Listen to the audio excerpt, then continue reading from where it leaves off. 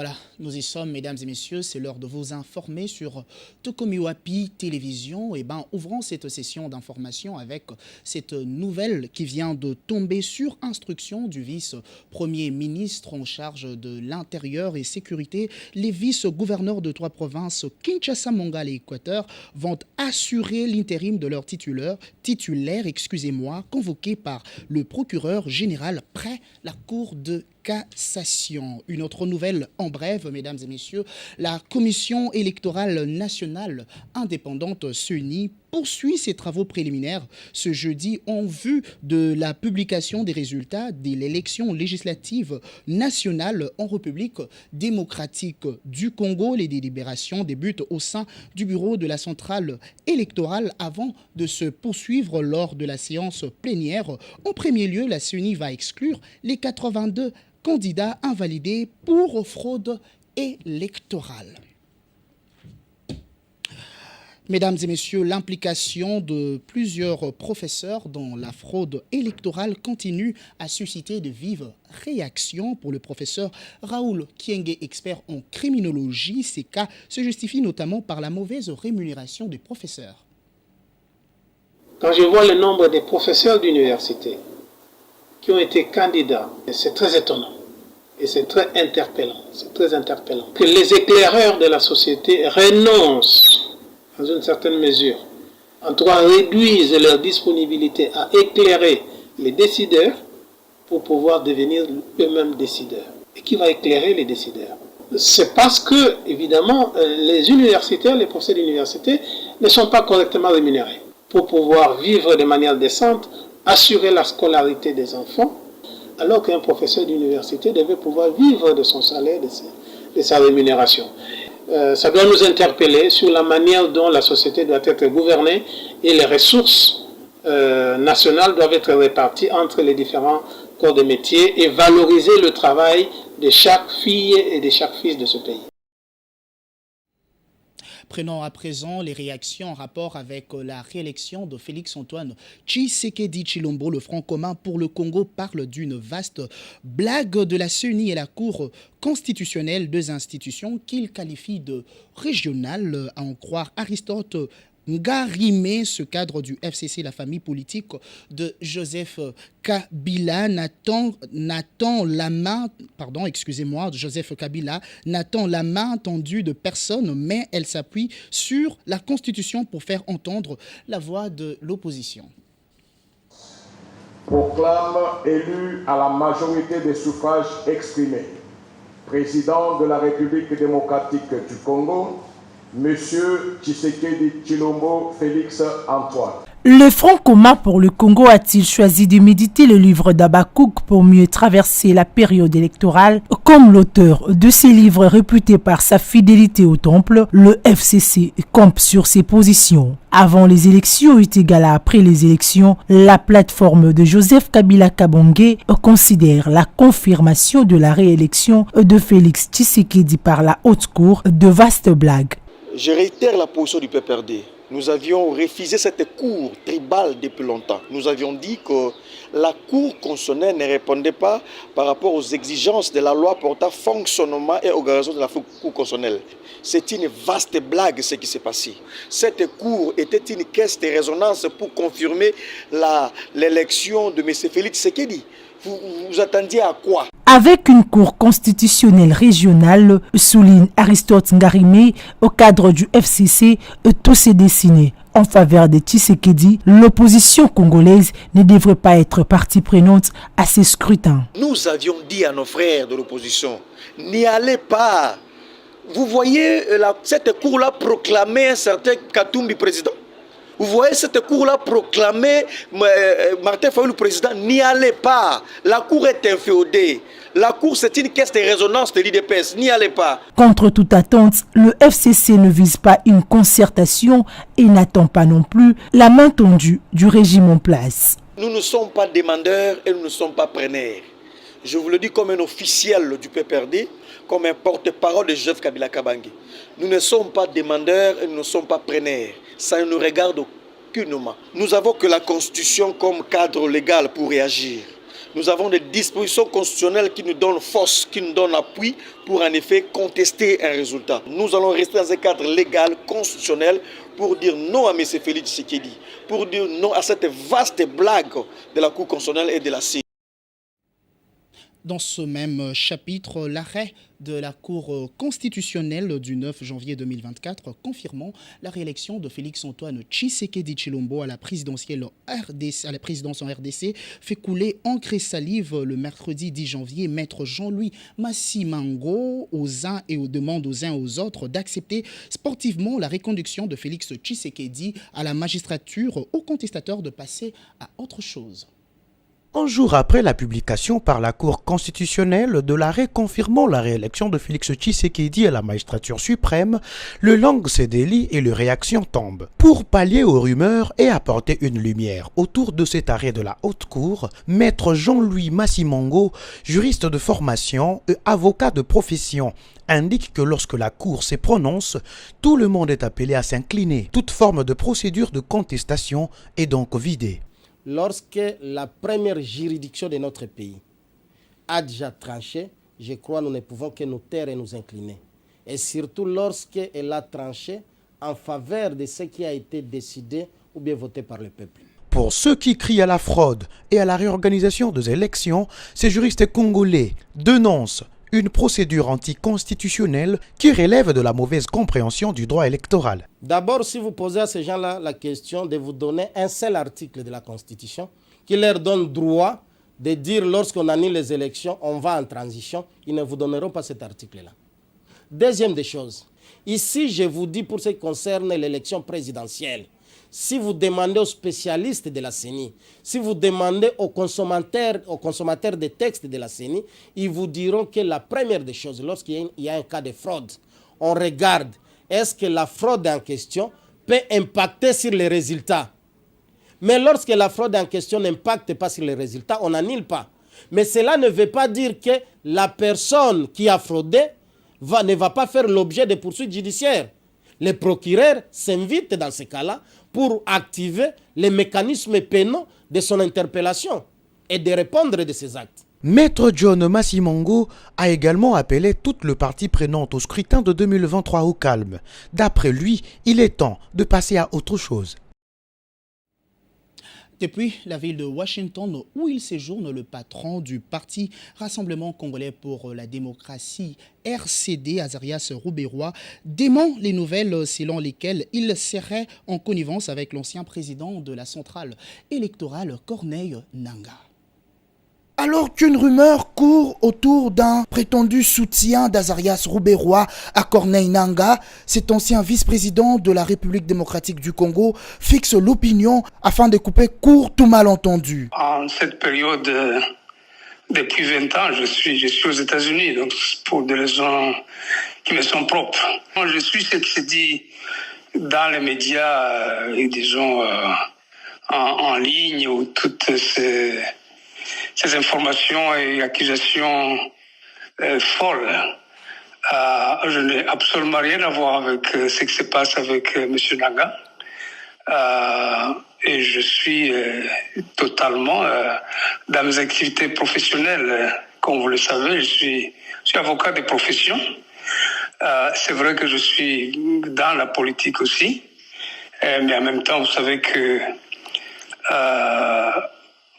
faire une rébellion, je sais ce que ça veut dire. Je n'ai pas l'intention de la refaire. Abordé par nos confrères de Top Congo FM, cet ancien ministre nie tout rapprochement avec ce mouvement insurrectionnel nouvellement créé par l'ancien président de la centrale électorale. Par ailleurs, le Premier ministre Jean-Michel Sama Lukonde a présidé le mercredi 10 janvier 2024 le Conseil de ministres dans son format restreint, se confiant à la presse. Le ministre de la Communication et Médias, porte-parole du gouvernement, Patrick Mouyaya Katemboué, a rapporté que cette réunion a tablé notamment sur la question de la surchauffe des véhicules observés dans les stations d'essence. Par délégation du président de la République, le Premier ministre, chef du gouvernement, conformément à la Constitution et à l'ordonnance loi portant organisation et fonctionnement du gouvernement, modalités de collaboration entre le président de la République, le Premier ministre ministre, vice-ministre, a présidé cette 6e réunion restreinte du gouvernement qui avait 2 points à l'ordre du jour. Le premier point concernait la communication du Premier ministre chef du gouvernement. Le deuxième point concernait l'examen et l'adoption de textes. Dans la communication du Premier ministre, il est évidemment revenu sur les messages de vœux pour le membre du gouvernement qui est rencontré pour la première fois depuis le début de l'année, mais que par la suite, il est revenu sur la situation observée ce matin dans les stations-service autour du carburant. Il a rassuré qu'avec mon collègue, le ministre des Hydrocarbures, les dispositions ont été prises pour s'assurer qu'il n'y ait pas manque de stock et que la surchauffe ou les lignes observées ce matin dans les différentes stations étaient plutôt dues à un déficit d'information qui sera vite résorbé parce que les stocks ont été pris en charge pour qu'il n'y ait pas de pénurie de carburant dans la ville province de Kinshasa. Après ces points, évidemment, et d'autres sujets pour lesquels le gouvernement doit rester vigilant, nous avons la ministre d'État, ministre de la Justice et garde des Sceaux, a présenté le projet d'ordonnance loi portant prorogation de l'état de siège parce que cela ne doit souffrir d'aucun vide juridique. Après débat et délibération, le texte a été adopté. Il pourra être envoyé à la présidence de la République pour promulgation et pour que l'ordonnance puisse produire ses effets. Vous savez que le gouvernement a été habilité par l'Assemblée nationale à statuer sur certaines matières. Une autre page dans ce journal, ouverture depuis le mercredi 10 janvier de la session plénière 2024 à la Commission nationale des droits de l'homme. Le go de travaux a été donné par son président Paul Ntsapou au siège de cette institution d'appui à la démocratie. C'est une session assez particulière compte tenu de l'abondance des matières qui vont y être traitées. Paul Ntsapou a enfin donné le go de la session plénière de janvier 2024. Plusieurs points à examiner et adopter, notamment la mise en place de commissions ad hoc pour l'élaboration d'un plan stratégique annuel, triennal ou quinquennal. Pour le président de la CNDH, c'est une session plénière qui s'ouvre dans un contexte marqué par le renouvellement des institutions issues des urnes. Pour cette dispensation des élections, la CNDH a tenu à organiser une mission de monitoring des cas de violation des droits de l'homme en période électorale. À ce jour, nos bureaux de représentation provinciale sont en train de compiler et d'envoyer les rapports à la sous-commission permanente de droits civils et politiques pour nous permettre de rédiger et de publier les rapports ponctuels de monitoring et d'observation des cas avérés de violation des droits de l'homme lors de ces scrutins. Signalons que l'ouverture de cette session plénière de janvier 2024 a connu également une particularité, c'est qu'elle est lancée alors qu'un nouveau rapporteur, Dido Kimbombu, a pris la place de l'ancien, le commissaire national Dieudonné Kalindié en soins médicaux à l'étranger. Ouverte le 9 janvier, cette session va se clôturer le 10 mars prochain. Un autre chapitre à présent, la délégation syndicale élue de l'EPST a manifesté ce jeudi 11 janvier 2024 devant le ministère des Finances pour exiger le paiement de 10 mois de la prime d'encadrement et suivi de la paye des agents et cadres des services centraux du mois de mars 2023.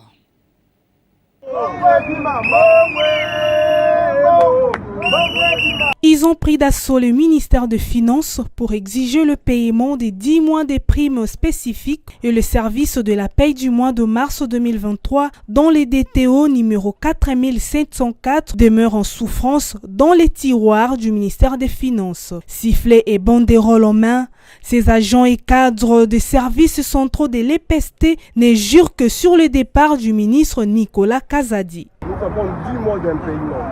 On soit dans un pays sérieux comme la RDC. Nicolas Kazadi. C'est déplorable. Non, l'État. En tout cas, tu regretter. Président Félix, il faut attendre la bataille. Même Mitoité, qui sont la tête à ministère à EPST, il doit partir. 10 mois, il y a des paiements, on comprend. Puis, DT aussi va signer déjà ils vont vendre dans message dans classeur na aline ko signer avant coup ba élection avant coup ba faire ton terme ya ministre papa na donc ne kuna soutenir déjà na finance on va na finance to malaboni ya maman na ngai to ko ndenge to ko ndenge nini. Pour le porte-parole de cette délégation syndicale, seul le paiement du DTO numéro 4704 du mois de mars 2023 sera suffisant pour répondre à leurs préoccupations. Ce c'est parce que nous avons remarqué que l'injustice est ça qui s'est passé dans le ministère Nabiso. Dans le ministère Nabiso, nous avons deux catégories d'enseignants. Les enseignants sont bien enseignants debout ou bien enseignants clé à main, nous avons enseignants assis, administratifs. Mais Biso, bateau va bien enseignants debout, va faire cours, va professeur, va enseignant. Bango baza déjà parce que une solution na bango bazu gratuité yango mikolo yo kimi ekoti na secteur na bango mais biso bata service centraux les mal aimés ti sikoyo ba prime ba engagement nyonso l'état joie na ba corps ambwela ba passer par là et l'homme moko za respecté te soki to lelo yo to ko senga eloko mingi te to ko senga kaka DTO na biso au mois de mars 2023 ba pesa biso janvier bapesi biso février et tikala siko mars mais en attendant attends mars wana tala ba arrière le toko mikoloni bapesa biso ata un mois pambo wana pour topé maman muke. À l'autorité compétente de remettre ce manifestant dans leurs droits les plus légaux. Dans ce journal, on s'intéresse également à l'absence des clients pour la consommation des fruits d'ananas dans le marché Kanda Kanda. Nous sommes dans la commune de Kassavubu où il y a plusieurs véhicules transportant les ananas qui chôment. Pas d'acheteurs, les vendeurs de ce marché s'en plaignent. La carence de clients pour la consommation de fruits dans plusieurs marchés de Kinshasa préoccupe au plus haut point le vendeur grossiste de ananas. Nous sommes dans la commune de Kassavubu, précisément au marché Kanda Kanda, où il y a plusieurs véhicules transportant le fruit d'ananas qui chôment. Pas de clients sur le marché. Conséquence, d'autres ananas sont pourris, voire même jetés à même le sol pour cause pas d'acheteurs. Dans le secteur minier, babosa na agriculture pesa la kati. Balonaka, betolonaka. Ndeti ngana yebisa boye nazo association ke nemboka. Hein? Production zo botama donc kitaba pour mo konzamboka tena émergence. Agriculture, pêche nini. Yeba ke ba commerce ba zoki plaisir ya kolona. Moni souffle yango. Eza saison siko ya nana. Soki saison sili est contre saison sali. Bakonja leta nde balandela baizini wana bosomela bananango wapi ube bakonja leta bazo en charge ya kopesa bacultivateur na bango oyo bazosala. Nous souffrons au village, nous souffrons c'est autant la vie omoni moto alie likayabu na kwanga mais akekaka moi nyonso ke azolona azolaboure azosala po nyonso eza propre pour résultat na ye epesa tant okutani bo rendement eza bien te côté eza bien te soki usine ezali ndambo usine azwi en charge ndambo tozoya koteka ça va nous aider. Non, la société wana vraiment ta société moko tomonaka te d'ailleurs eza regret mingi na mboka na biso c'est le moment où tozozwa bacamion oyo bazwa na badifficulté banana ezopola ezolembalemba na place ke basociété batielaka biso bakolora na baji eza baji oyo bakoki ko récupérer pour nous faire la biso baji oyo eza naturel parce que toza capacité wana na mboka na biso donc mais bakono faire la biso baji oyo donc bakutenaka compte nango te nayebi te soki eza financement soki bamonaka yango cher po batielaka biso bakolora na baji donc tozomela baji moko eza soki otie papier mouchoir couleur nyonso etika na papier mouchoir en tout cas ezali na bakokorso po eloko tozorekete nango tozangi baizine po totekelaka banana oyo banana ozosenga fa izine moko boye ezoproduire biso tozofinansa wana kata izine mais sikoyo. Le cultivateur et le vendeur demandent au gouvernement congolais de créer des sociétés pour faciliter la récupération de fruits invendus faute de clients. D'où l'appel à la mise en place d'une industrie agroalimentaire de qualité dans le pays.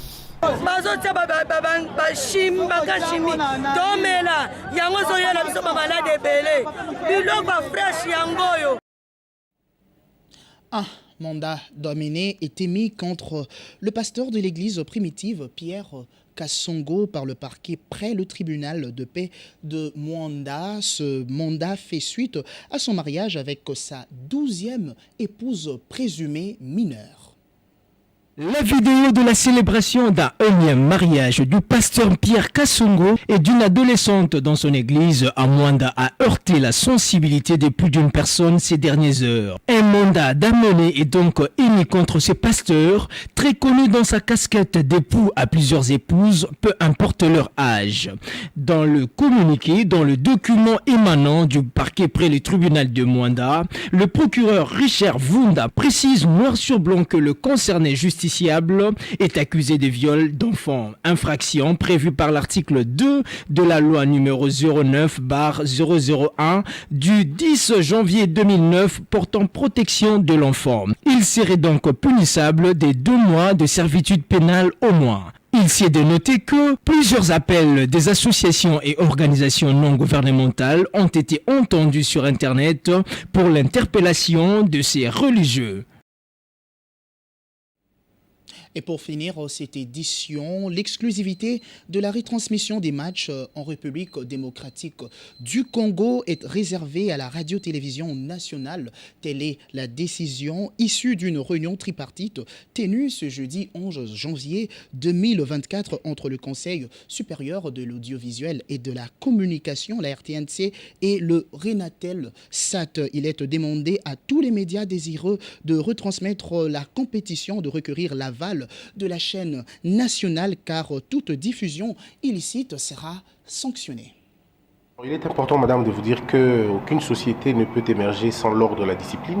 Et le CESAC, depuis que nous sommes là, nous veillons à ce que le paysage audiovisuel soit conforme à la loi et qu'il n'y ait pas des antivaleurs. La piraterie, elle tue les entreprises, elle tue les usines, elle décourage ceux qui travaillent. Et nous avons décidé avec le bureau et même tous les CESAC d'interdire et surtout de sanctionner sévèrement toutes les chaînes qui s'adonnent allègrement à la piraterie, c'est-à-dire produire ou diffuser un contenu qui n'est pas le vôtre. Et nous avons donc discuté avec le DGA de la RTNC et la direction, on va dire, pour qu'ils mettent en place un mécanisme d'abord de recevoir les chaînes qui veulent diffuser en bonne et due forme, qu'ils s'approchent à la RTNC, de la RTNC, et nous avons demandé à Renaltelsat de couper, au cas où il y a un dérapage, de couper immédiatement toutes ces chaînes qui ne vont pas respecter la loi. Et nous, quant à nous, au niveau du CESAC, nous allons tout à l'heure publier notre communiqué, interdisant bien évidemment les chaînes à diffuser des programmes qui ne sont pas les leurs, mais à encourager bien évidemment ces médias de s'approcher à la RTNC et de prendre, de respecter toutes les modalités, et on va aller dans ce sens-là. Donc sinon, la CAN doit se passer dans les meilleures de conditions. C'est un événement international, mais qui ne donne pas l'occasion à la piraterie. Signalons que votre chaîne a déjà entamé les processus afin de vous retransmettre les matchs de la CAN. Cela dit, mesdames et messieurs, nous sommes arrivés à la fin de cette édition. Portez-vous bien.